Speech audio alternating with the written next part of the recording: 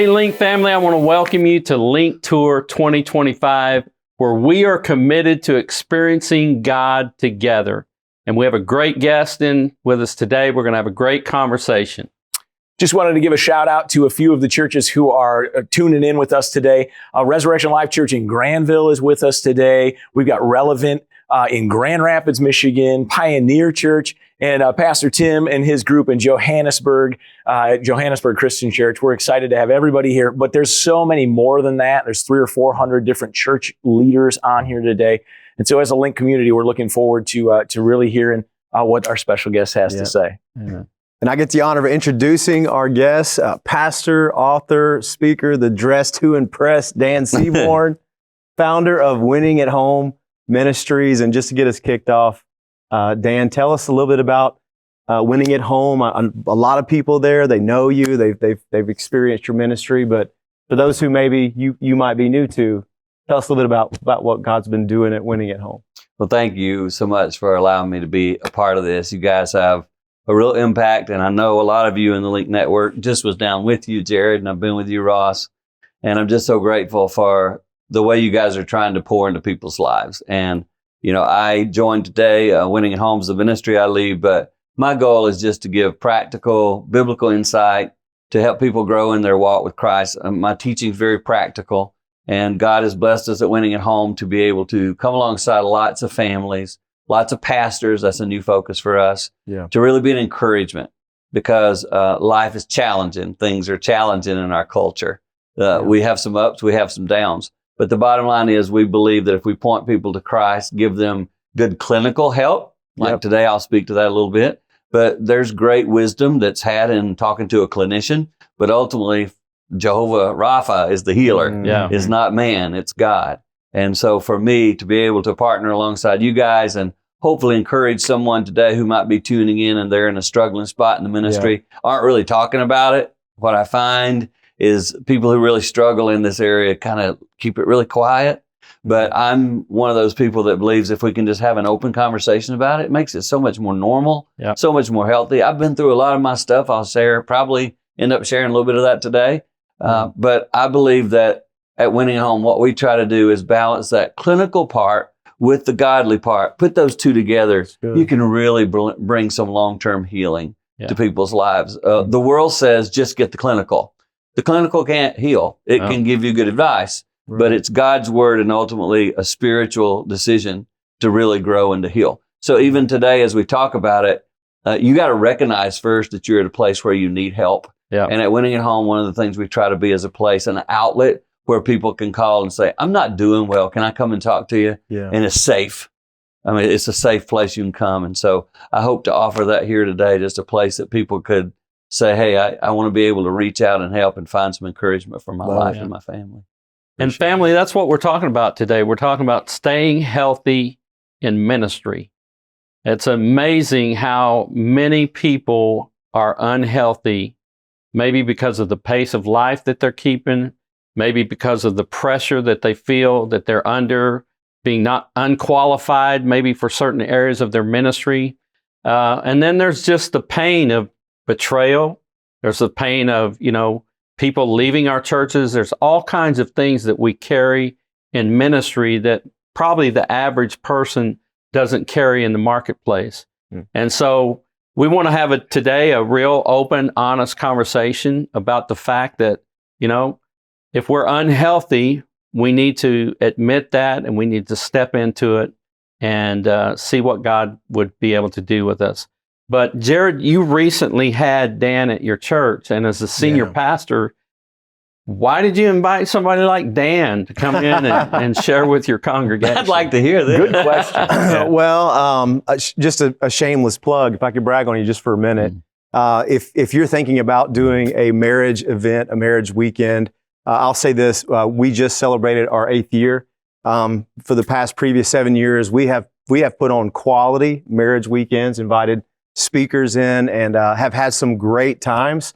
The feedback we got after having you with us, Dan, is the best feedback that we've ever gotten. So I don't know if it's because you're older and wiser now, that's it. I'm old. Or what, but people had a great time, and there was such a you carry such a pastoral mantle. It's obvious that you speak from the place of healing, sharing from your own marriage journey. I heard someone say recently that people are inspired by our strengths, but they connect with our weaknesses. Mm-hmm. And I think that's something that you bring to any environment that you're in. And so, that was our motive for getting him out there, was for that. But actually, I had reached out to Dan prior to doing my first sabbatical. I had met you, and I just needed some practical advice. You were the last person, literally one of the last people I talked to before I went on sabbatical. I turned my phone off, and you gave me invaluable information.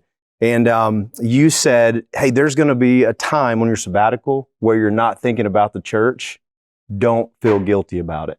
It's a gift.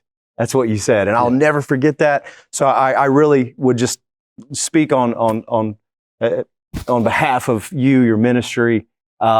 If you're looking for someone who's going to speak health, whether it's into a marriage event or even to your own life ministry, reaching out to Dan Seaborn with Wing It Home, probably a good first step. And so hopefully that was what you're looking for. Well, you know what? That's a great advertisement. Well, I wasn't expecting that, but you're really kind to say that. And I'm just thankful the Lord used it, because you're right. I do talk about things I've been through. And the reason I do that is very specific. I had someone recently say to me, why do you share openly and transparent about your pain and your hurt? Because when I started Winning Home 30 plus years ago, I asked the Lord, I said, can I get to this age now when I'm older and I can say these things? No, I want you to share what you experienced through your hurt and your pain. Mm-hmm. That's part of the calling I had. Yep. And I look at you and I look at Ross. You guys are young compared to me. Bobby, you're more toward my spot. And I look and I say to you guys, I'm so proud of what you're doing. I want to be your stinking biggest cheerleader. I want to come and clap behind you today. And to all of you who are part of this, I'm just so thankful that you have a heart to want to be in ministry. And I want to bring whatever I can to the table to encourage you in that. If you say, well, I'm going through this or I'm going through that, I want to be able to say, me too. And I'm still here. And I'm actually wiser and more solid because of it.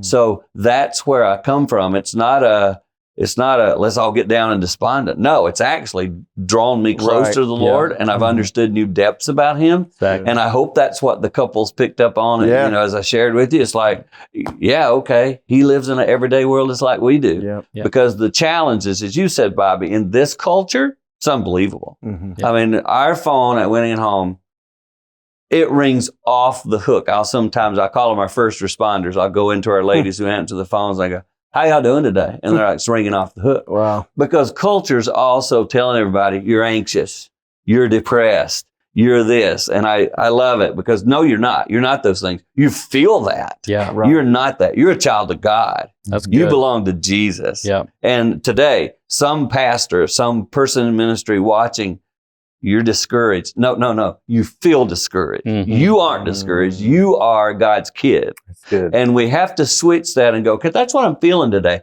And I want to deal with the feeling, but I also want to help us understand factually, no, you're not. Right. You're not all those things that the world tells you are. You are God's kid. You're living in a society that has these issues, but that's not who you are. That's and we need to separate those two things when we work and talk. Dan, what do you think is the hardest thing that people in ministry have to overcome in order to pick up the phone and call someplace like Winning at Home?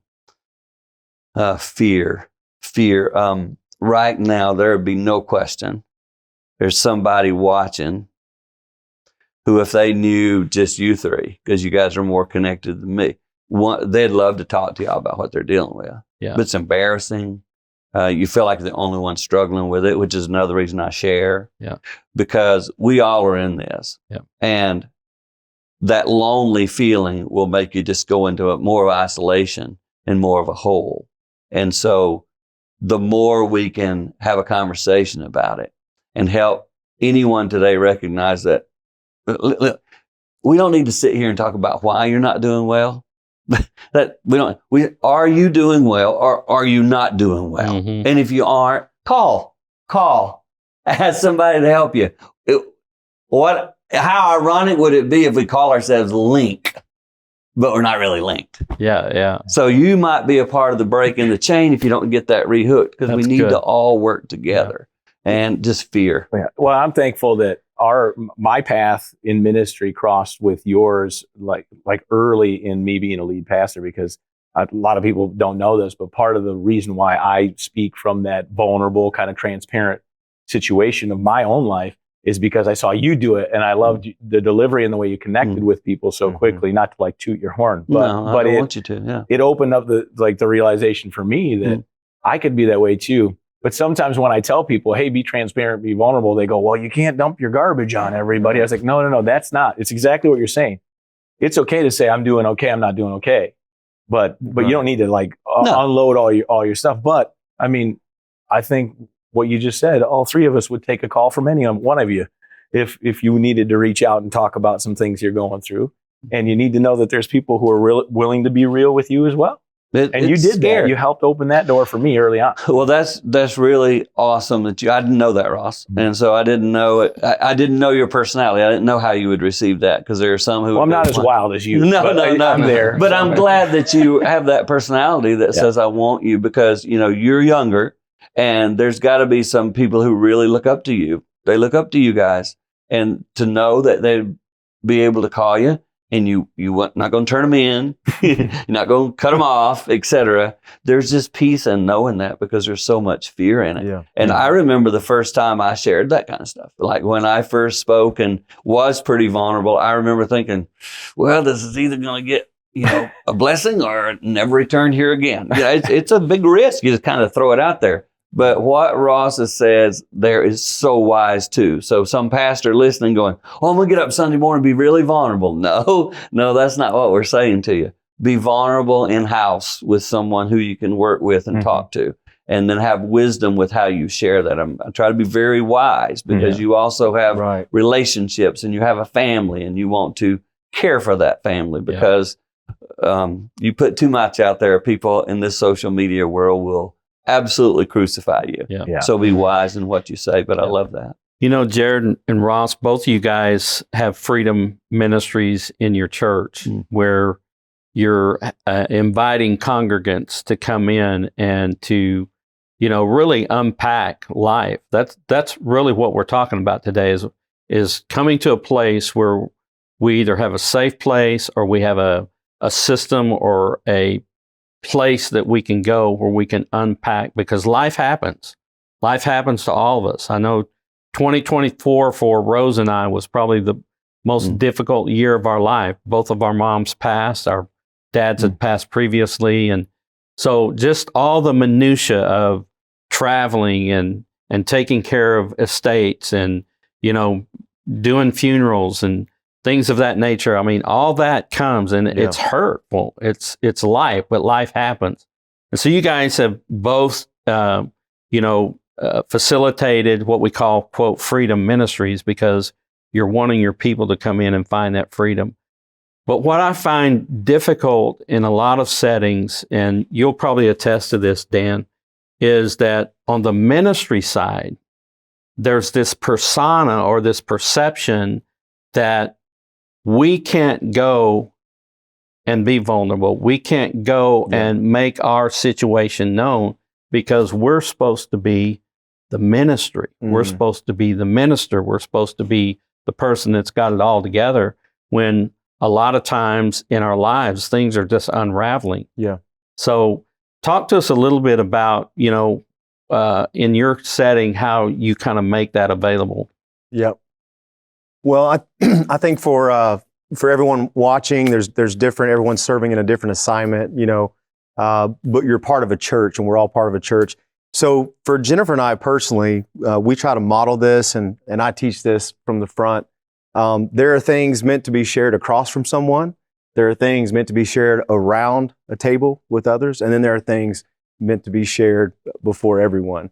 So I think even communicating little stuff like that from the front, it helps people see that, okay, there's different environments that allow for vulnerability to progress. And that way we're not shaping a culture where it's like, we just want to be raw, man. We're just going to say it how it is. And I heard Pastor Dwayne say something earlier. He said, it's better to speak once we've been through it, it's public, but while we're going through it, it's private. And I understood what he was saying, that when you're going through the midst of it, you really, that needs to be a conversation you're having across the table with someone, not in your small group, not in your round discussion. We've probably all experienced this. You're trying to create community. You got a men's group, a women's group, and we're going to speak from the front, and then we're going to have breakout at 6 people at the table, and one person just vomits on the table, and everyone doesn't know what to do with it. Everyone's kind of looking at each other awkwardly. And so that would be an indication that maybe we need to model for the culture a little better what it means to be vulnerable.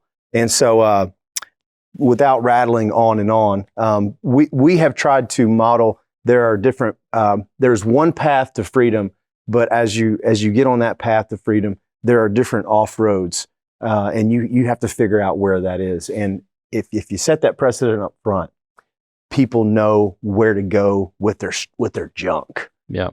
And let's get across from each other. And then, hey, I tell you what, there's a group of guys getting away this weekend. I would love to have you go with us. Yeah. And that will create over time a culture of vulnerability and transparency that's actually promoting health, and keeping us out of the weeds of, people's stuff that they're still Dan, going through. what would you say as some of the guardrails, the important guardrails that you feel like maybe a ministry like this or a church that's embracing a freedom process, what are some of the guardrails that you feel like are necessary for a good, healthy freedom ministry?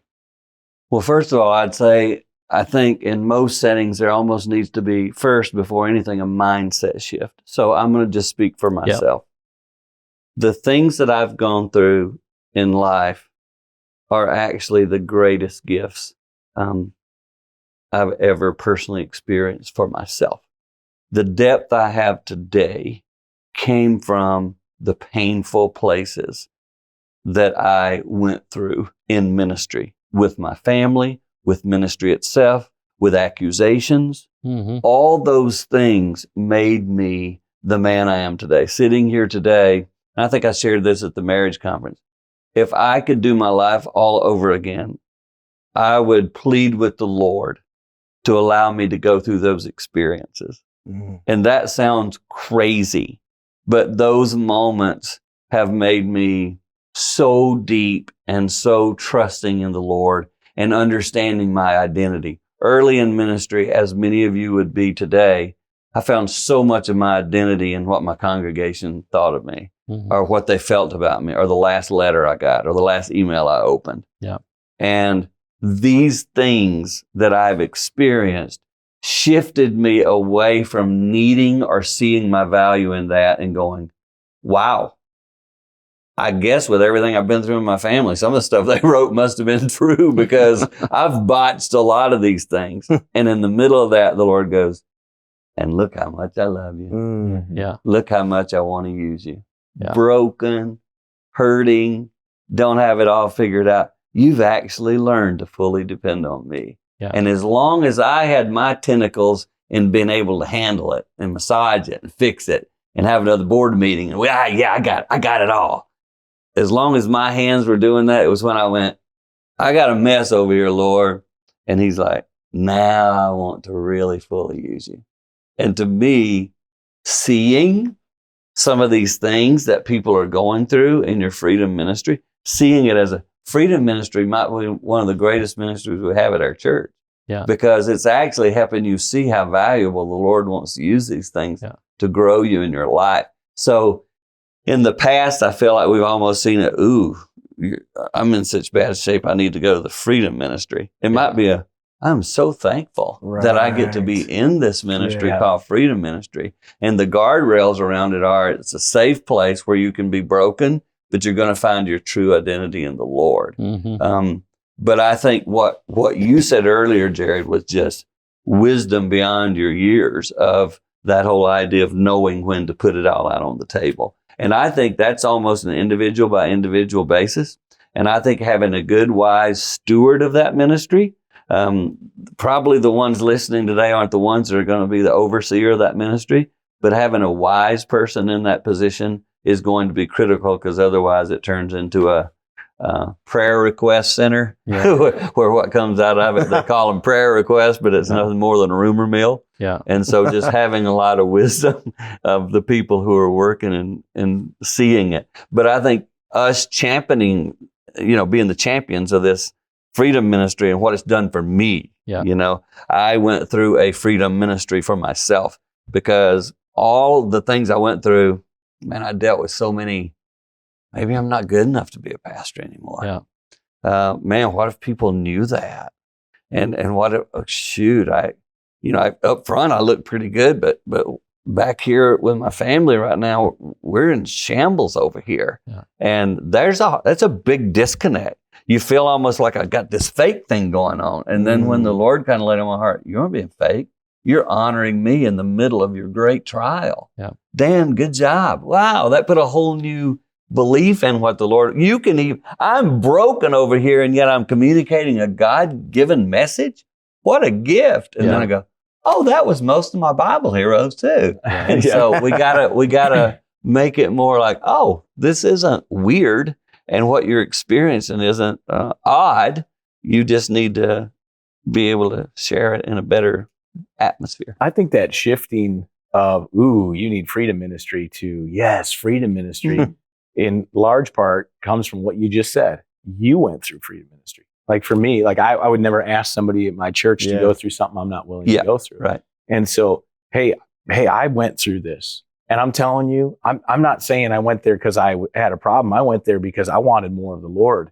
And man, out of that came all this incredible stuff. So we champion it at our church. We champion it as something like, this is something you'll never regret. You got to go do this. This is not something to begrudgingly step into, but this is like another step into freedom with the Lord. Like, that's good. Let's do it. So what's some of the fruit that you've seen from, if you will, supporting freedom ministry in the context of ResLife in Big Rapids? For us, well, there's the community that has come out of it is by and large one of the most incredible things. I was talking with somebody the other day, and they said they went and they saw a counselor, and it really helped them. And they helped me figure out my life, and I made some major life decisions and things like that.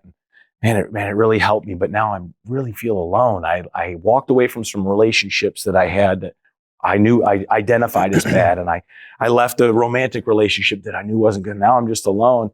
And I said, counseling is fantastic. I said, but typically you can't invite your counselor to your Super Bowl party. Yeah. Yeah. And I was like, but in this, you go through this and you're now surrounded with a group of brothers, in the case of men, and we do it for women as well, with ladies, leading ladies in this. These are people now you have community with and you want to do life with. And what we've seen in our ministry and at our church is that there has become a community, and it's not a closed community. I mean, they're constant. They are all championing it to every man and every woman that they see. And everybody goes, yeah, I've been told 1,000,000 times I need to go do this. I don't know why you guys want me to do this so bad. They're like, because you just don't know what you could have in community, in growth with the Lord and all of that. And so it's like we're on a freight train that's just plowing forward with the Lord and with freedom in people's lives. And the transformation of lives.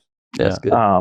Is incredible. And when people have tough times, they've got a group to go to, to walk with them. Yeah. It's been incredible. So somebody said that freedom is not a destination, it's a person. And I hear that kind of in your story, Dan, that, when we come into that place of freedom, we're really discovering he who the sun sets free is free indeed. Yeah. The ultimate freedom comes in a revelation knowledge of who Jesus is. And sometimes by hiding the pain or not dealing with the hurt or not being honest with the lust of the flesh and the pride of life that we deal with, and keeping those things hidden and keeping myself away from breaking through and being honest, being transparent, I never really find the reality of Christ in my life in that particular area. So I see a lot of times in ministry, that's kind of one of the struggles that we have, is to coming into that place of stepping in past the pain, or facing the pain, I guess is what I would say. How I don't know what the question is in there, but give us a little insight to, again, the heart of someone in ministry that's trying to break through to that place. A couple of thoughts come to my mind. First of all, as you guys are sitting there talking, it's so ironic to me. If I take myself back to 30, it feels almost surreal today when you were introducing me, going, wait, I'm the guy that's being brought in to talk about going through these. No, at 30, I was like, I won't be that guy. I'm too fun. I'm a killer good dad. I love Jesus. I'm not going to know. I would see people speak like I'm talking today and go, this guy's got issues. That's the way I would approach it. And so to sit here today and to know the Lord has allowed me to go through these things, and this is hard to explain. I'm actually joyful about it. So I want someone today who's maybe living in that spot to realize, on the other side of you getting freedom and you being able to communicate about this, you're going to experience a level of joy that it's hard to explain. Like, people who know me go, you seem way more peaceful and happy. Yeah, because I've experienced the freedom and the peace that comes from, I ain't got nothing. I'm just the Lord's kid, and I can't believe He let me go down to Jarod's church and preach. That what a gift. And if Ross ever invites me again, what a gift I get to do this. It's not about you anymore. You just get to a place where you go, this really was never about me. Wow, Lord, you just wanted to use my life, didn't you? Yeah. And when you get there, that ability to make that phone call some of you need today, it's actually a wonderful thing. So, and I'm not trying to put some spin on it today. I'm literally telling you that my brokenness has been my greatest joy. And I would have never dreamed I'd sit on this seat and say that, because at 30, I just assumed that this kind of thing meant your life was in shambles. Yeah. It's just the opposite. We're We're not sitting here advocating, hey, the devil is going to have his way in your life, and then once he has his way in your life, then you can find freedom. That's not it. It's just that we live in a fallen world. That's it. We live in a world that has sin in it. And it's going after you and your kids hard. I just need y'all to see, the culture is chasing your kids and you to try to ruin your life. It's what we live in every day. And, we go to church, we do our thing there, but your kids live out in the real world. And so we need to know that this is part of the enemy's plan, is to trip us up. Yeah. Well, I think what Jarod was talking about places for conversation, one-on-one or at a table or in front of a crowd. As a pastor, there are things that every person is dealing with in the world, and why would we not talk about those things at church too? And like when I talk about transparency, we get on stage and we talk about the real stuff. People in your church need to hear about the real things. They don't just need to hear about joy and peace and all of that stuff. They need to hear that sexuality is running our world today, and your kids are going to face this. And you don't talk about it, And by the way, my kids are going to face it too. That's transparency. That's me being an honest person. I am not on a pedestal. I'm a dad of 4 boys and 1 girl. And I am worried about how they're going to navigate the world. And that's transparency, just me saying that I'm worried. Being vulnerable enough to say, I realize that I myself have to figure this out. My kids aren't going to be perfect, and I'm not going to be the perfect dad, but I'm going to do my best. You could do your best too. Let's do our best together as children of our Father in heaven. And I think that transparency, that's the big church conversation, kind of honesty. Before we sat down to record, we were just kind of small talking about some of the buzzwords in culture today, related to trauma or therapy, things of that nature, triggers.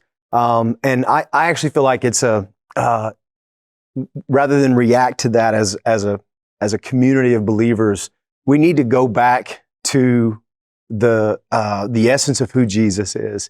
He is the Savior who appears to his disciples in resurrected form. And what is the first thing that he does is that he shows his wounds. But he speaks from a place of healing. And to me, that is the most clear and most powerful picture of who it is that we're serving. He is when we see him, he will appear as the lamb who had been led to slaughter. And I think we as church leaders, we have to take up the mantle of reflecting that to the world. The world is saying, something's wrong with me. And the world is covering us with all these labels, but Jesus is covering us with identity. And he is the wounded lamb who speaks to us in power, and he speaks to us from the place of healing. So we can be vulnerable, and at the same time, we're not just trying to figure out what's wrong with us. We're trying to get to the person, okay, who identifies with us through his own weakness. I'm thinking about the Apostle Paul. I have this as a reminder on my phone. It hits every night before I go to bed. I will boast all the more in my weaknesses so that the power of Christ may rest on me. And so we have to find a way to capture the essence of who Jesus is. Here's what I think is happening a lot that's affecting our churches is that we are adopting the language of the world when it comes to healing, rather than adopting the identity of Jesus when it comes to healing. And so when we're talking about freedom, this is really what it is. How can we get people to trust Jesus to walk them through their healing? You started off by saying we want to bring the clinical and the spiritual together. Because what we're seeing right now in the world is it's clinical. But I love that. I'd actually like for you to unpack that a little bit for us practically. What does that look like to bring that balance of clinical and spiritual? So I get to see that happen every day. When I was with you, Jarod, I'd shown you that little picture of the girl. The girl had drawn a picture, and how much our clinicians can tell from a picture a child draws. And same thing's true with adults. It has been fascinating for me to sometimes go in myself and say, here's some stuff I'm dealing with, working through. And then they'll go, well, is potentially that being triggered by this over here? Or is that being triggered by that over there? And I went, yeah, I didn't think of that.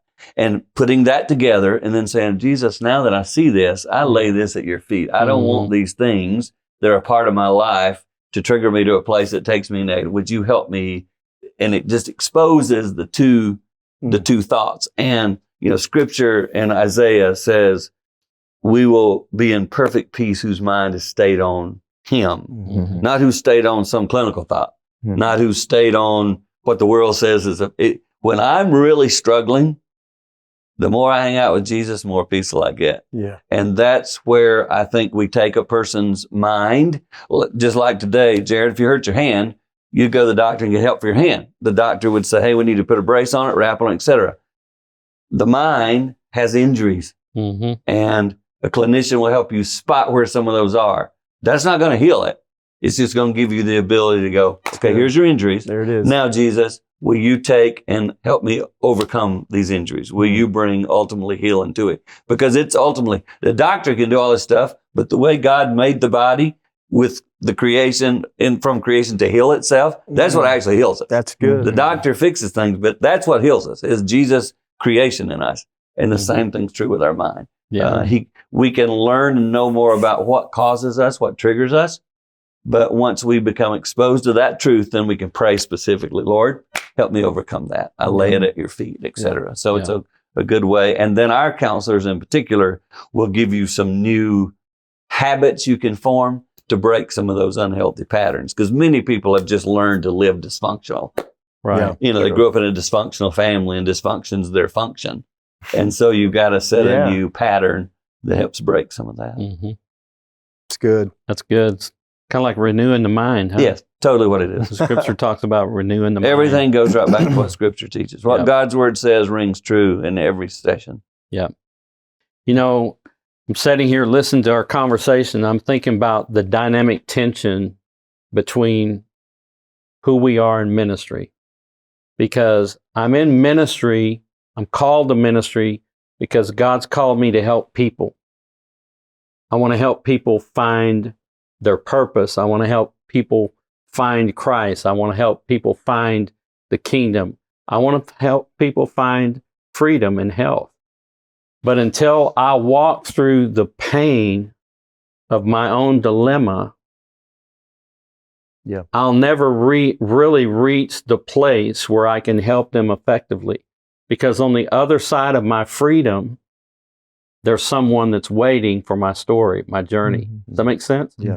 So I want to challenge our Link family. The reason we're talking about this today, because in ministry, we want you to be fully equipped and empowered to reach people. But until you're willing to step into your own stuff and be authentic with yourself and step into a place of vulnerability where you invite others to help speak into your journey, speak into your process, and invite Christ into that place of difficulty, you're never going to find the freedom that's going to empower you to really help other people get set free. Now, we're not discounting the Spirit of God in any of this process. As a matter of fact, we're saying, Spirit of God, you are necessary in this process. Yep. Because when the revelation of my pain comes, I need Jesus. I need Jesus because there's nobody that can give me words. There's nobody that can give me a process that can bring true, full freedom into my life, because he who the Son sets free is free indeed. That free indeed, from what I understand, means to the full limit of freedom. That's what I want in my life. And that's what I want for our Link family. And Dan, thanks so much. But just give one more challenge, if you will, to our Link family about this whole topic that we're talking about. Because, you talk about different cultures. There's different cultures and different denominations, different, mindsets of the processing of Christianity. And Link family has a particular culture that maybe makes it challenging or difficult for us to step into this process. Would you just give us one last challenge before we go? I sure would love to. And it comes to my mind as Bobby was talking, and it's this. As I look at and study the life of Christ really detailed, one of the things he did, if you just take time and step way back from it, he did a lot of things to keep himself really healthy. He intentionally did a lot of things. We watch him when he would go away by himself, spend time with the Father, do certain things.